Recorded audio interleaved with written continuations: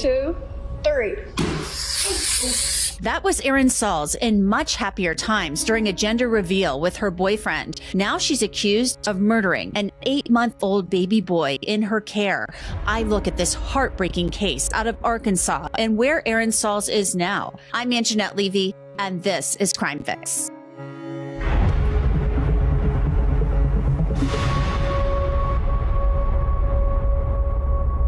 You know, there's a reason that Morgan & Morgan is America's largest personal injury law firm. It's because the firm fights for its clients and wins a lot. The firm has more than 1,000 lawyers that have recovered $25 billion from more than 500,000 clients. Just in the last few months, a client in Florida got $12 million when the insurance company offered just $350,000. In Pennsylvania, another client won $26 million. That was 40 times the insurer's offer. Morgan & Morgan makes it really easy to fight for what you deserve. You can even start a claim from your phone. So if you are ever injured, you can start a claim at forthepeople.com/crimefix.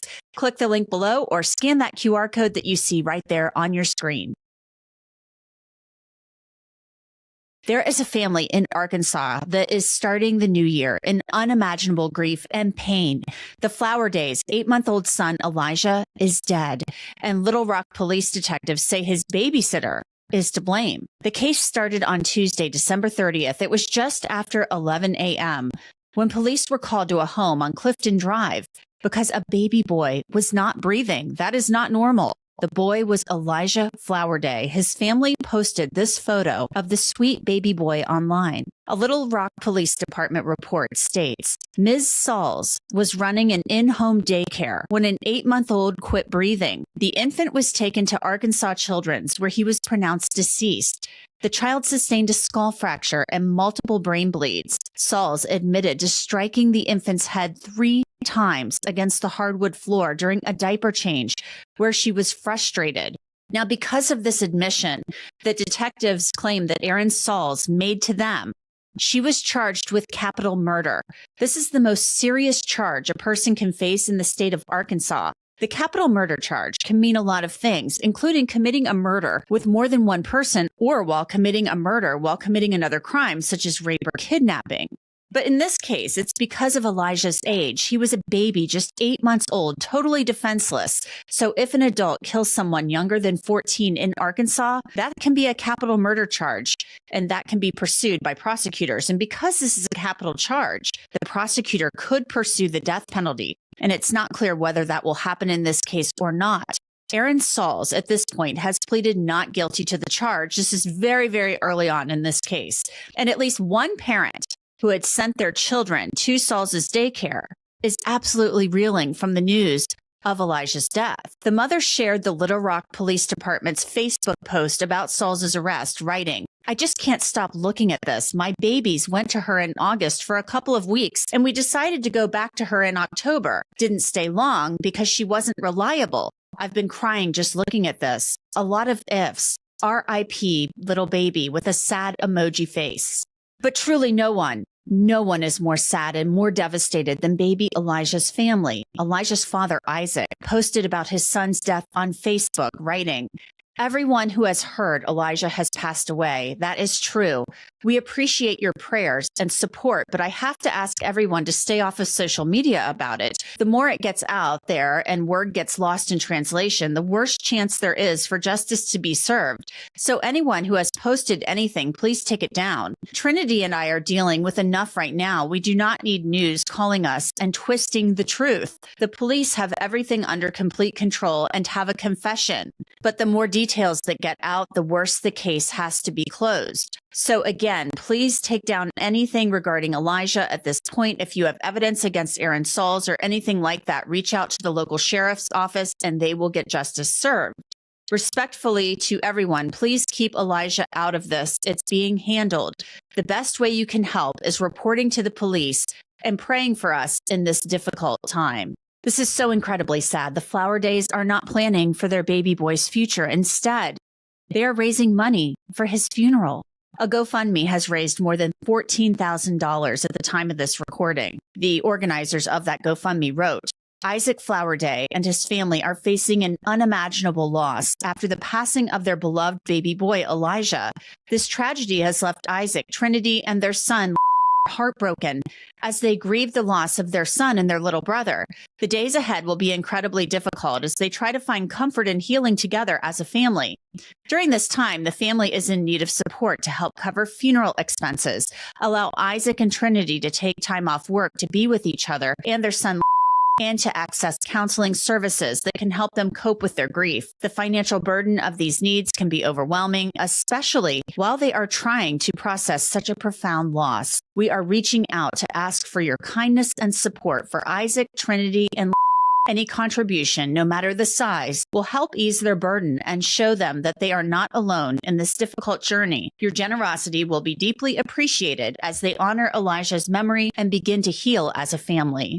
So I want to bring in Russell Button of the Button Law Firm. They specialize in daycare cases and child injury cases. Russell, this is every parent, I can say as a parent, every parent's worst nightmare. You drop your child off, especially a baby who is defenseless at a daycare, and you are hoping and you're trusting that the person you're dropping your child off with is going to care for and love your child as much as you do.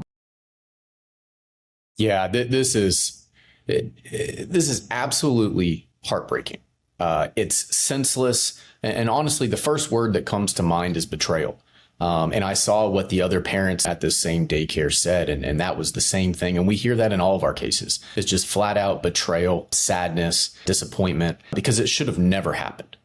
Period, hands down. Unfortunately, we see these cases when children are seriously injured or killed at daycare far too often. And I'm trying to figure out, you can never sadly end these things altogether. Mm-hmm. But I'm wondering, if there are things, we can't turn back what happened to poor baby Elijah and his family. I mean, that baby was a beautiful baby. My God, I just can't even believe it. But could there have been maybe some red flags, or could parents learn from this? We saw the one parent who commented she was becoming unreliable, so I just couldn't take my child there anymore.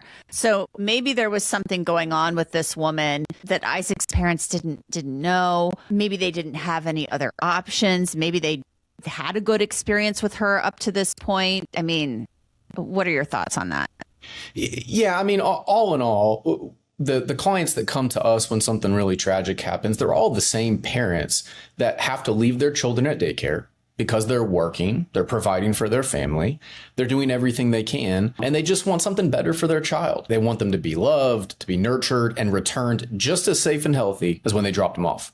And so when we start with that, these parents, they dropped their little 8-month-old off, and they expected that this caregiver was going to protect them when he couldn't protect themselves, and they weren't there. And we know that that's not what happened. So looking back, what can we see? What can we identify that needs to be done differently, or, parents can look out for? The first thing in this sort of situation that we noticed was how many kids was this caregiver watching? And what it seemed like is it started off with just one child or one family's children, which is more like a babysitting situation, right? Right. And as opposed to an at-home daycare with multiple children with one person that's responsible for everything at their house. So that is really probably the initial factor, is if you're going to put your kid in somebody's at-home daycare, are they licensed or are they unlicensed? That's a critical component. They have a choice to be licensed. If they choose not to be licensed, that's a big red flag. The next thing is, how many kids are there? Are we talking a babysitting situation where you're just replacing a parent, an adult figure?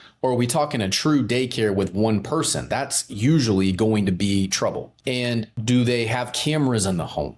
Right? If they don't have cameras, especially ones that are fixed and can't be manipulated and have audio, those are big things. Those will help you as a parent make better decisions. And those are just some of them that we notice in this case.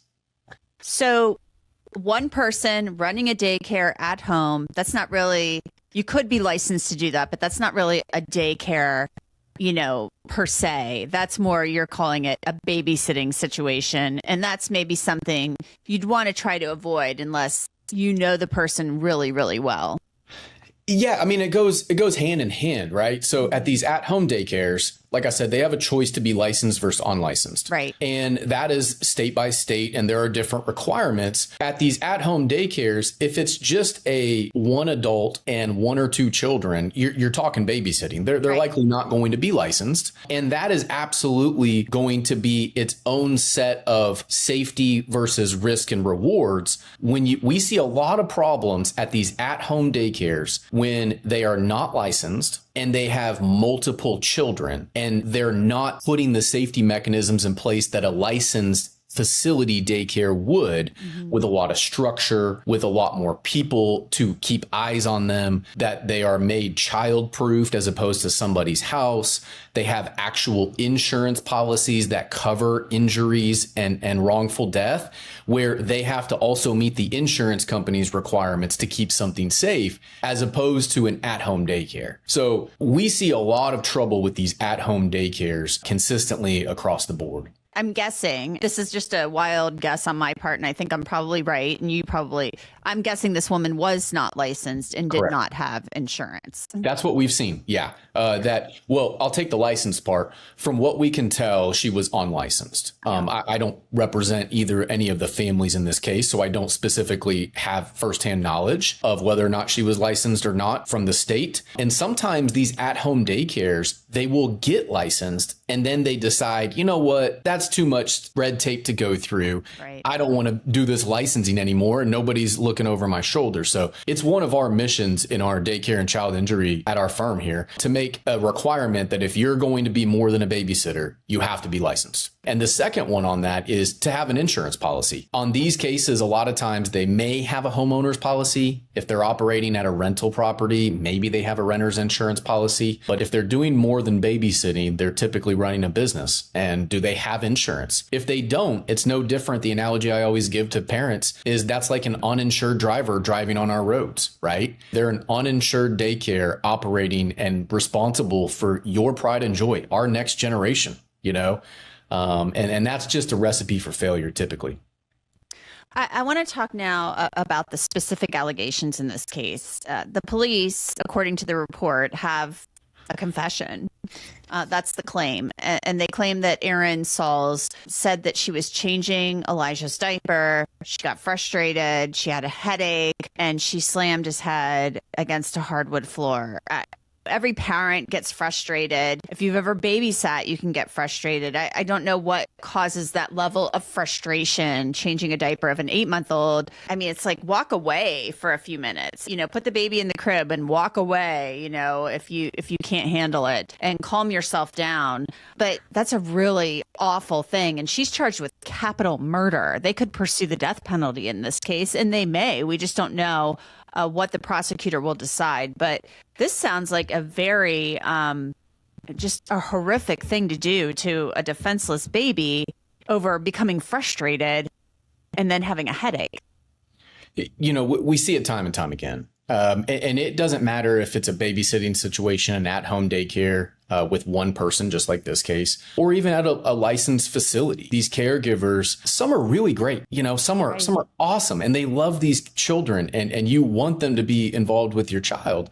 And then others, they may be in it for the wrong reasons. They're just trying to get a check. They're trying to have a 9 to 5. Here, it seemed like she was a daycare worker. She had her own child. She was doing it more like a babysitting. And then they start to put profits over safety and they start adding kids without understanding the risk that comes with that. You've got multiple little active toddlers and infants that you're responsible for. Who's not going to be overwhelmed? That's like one parent and 10 little kids that are just running around that you got to do everything for, feed, change their diapers, and also supervise them. So when you're mixing ages, you got multiple kids, we see them getting overwhelmed in every setting. And that's what's really scary about this situation. And that was the most alarming part, is if you're going to do this, if you're going to be responsible for kids, do it right. And here at these at-home daycares, and this is something for parents out there everywhere, whether it's a babysitting situation or an at-home daycare, you want to make sure what is in place there if the person that's responsible gets overwhelmed, because it could happen and it's going to happen.